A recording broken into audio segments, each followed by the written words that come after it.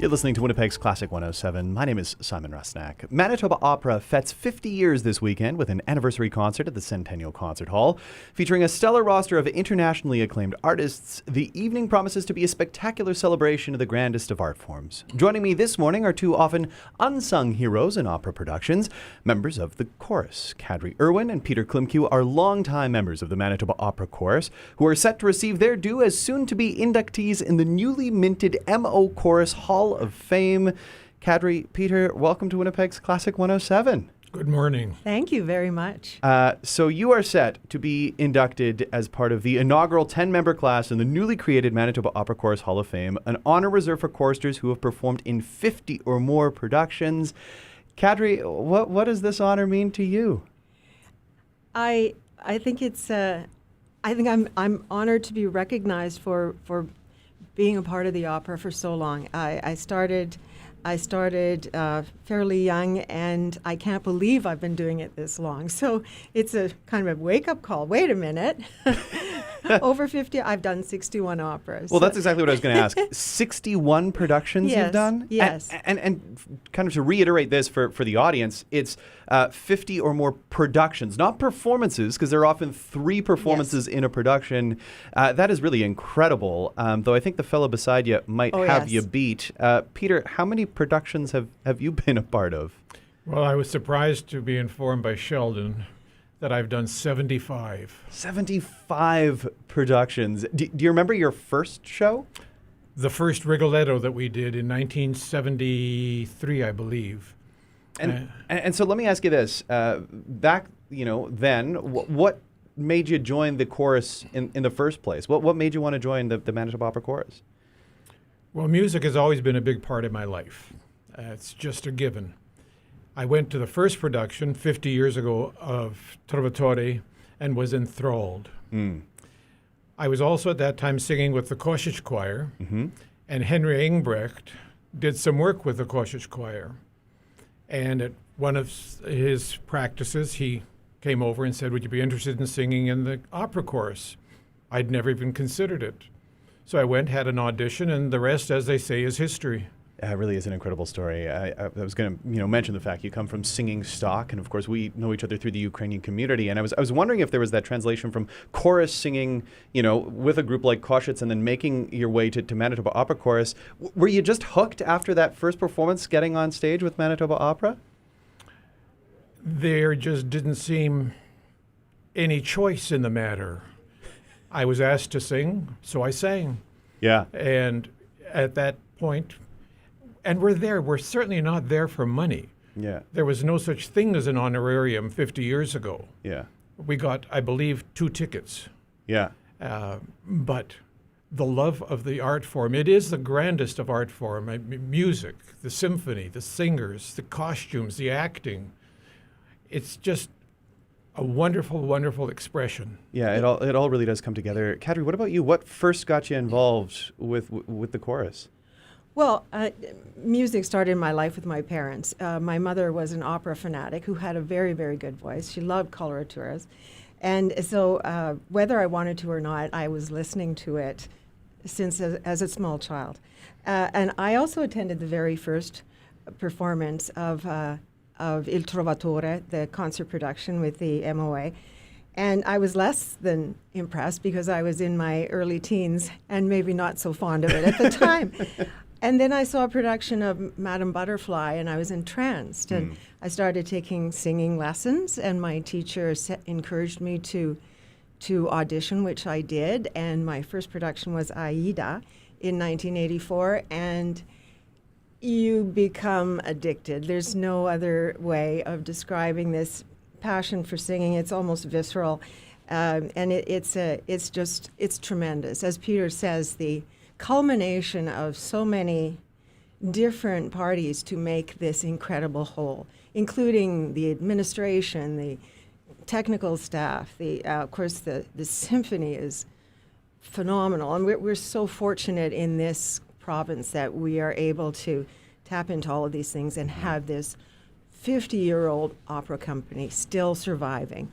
surviving and thriving, and very much looking forward to the celebration coming up this weekend. You mentioned seeing Madame Butterfly, the Puccini opera. We just heard a little selection of the humming chorus, which you both remarked isn't as easy as it sounds. It is not. We just heard a beautiful especially performance. for sopranos. Yeah, especially for sopranos. Excuse me, the tenors double the line.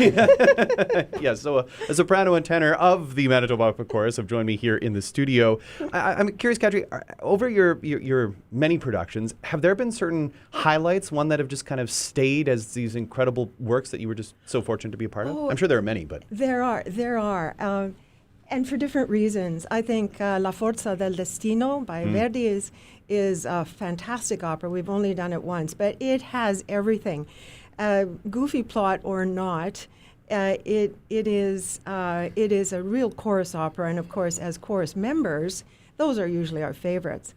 I have to say, Dialogues of the Carmelites was another one, very, very different. Poulenc, 20th century opera, where the sopranos or the women in the chorus are nuns, and that was a riveting opera to be in. Judith Forst was our Mother Superior. The acting was superb.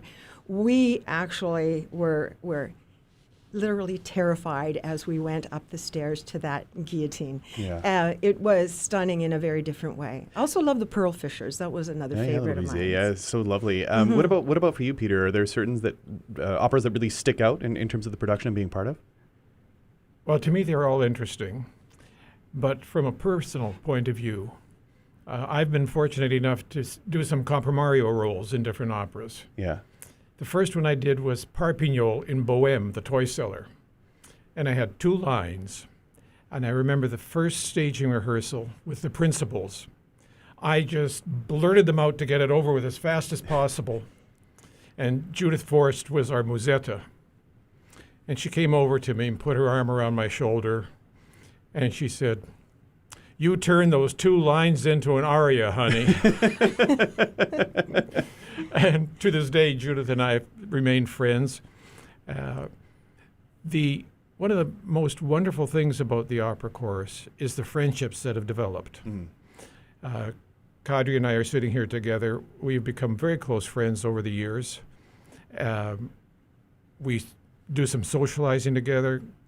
I go to their place at the lake. And we're not just the only 2. There are others that we're very close to. Just a few weeks ago, 4 of us met for lunch at the park. Yeah. Carol Fast, who moved back to Vancouver a number of years ago when her husband retired, had a major birthday a few years ago. In deference to her, I won't say which one. Kadri and I and Muriel Hogue, flew to Vancouver to celebrate with her, just because she's so special. And there are many of us that have maintained a friendship, and truly we cherish them. How much longer we can go on, who knows? It's not in our hands. But as long as we can, we will. But the first Aida, it was wonderful. It's the grandest of grand operas. Yeah, it really is.